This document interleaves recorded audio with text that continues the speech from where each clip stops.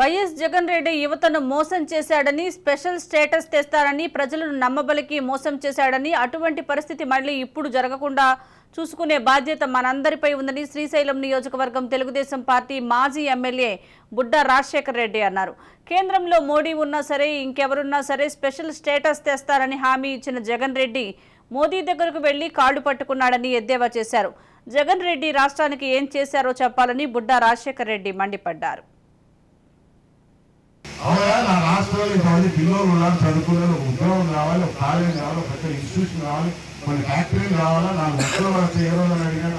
Parliament లో ఒక MP అడిగాడా ఏమంటే మాకు ఇంత ముందు తెలుగుదేశం పార్టీ రాజీనామా చేయండి, రాజీనామా చేయండి అంటే ఏం చేస్తున్నాడు ఇప్పుడు పక్కన ఏ కార్యక్రమం జరుగుతుంది.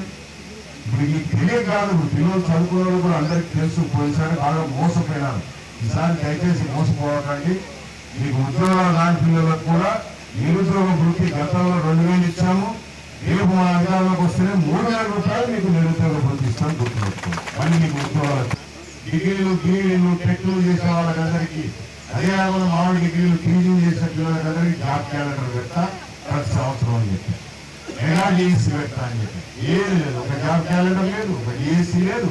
ఎక్కడ ఉందా? పిల్లలు చదివేదే మర్చిపోతున్నారు, 5 ఏళ్ళు చదువుతున్నారు, మర్చిపోతున్నారు.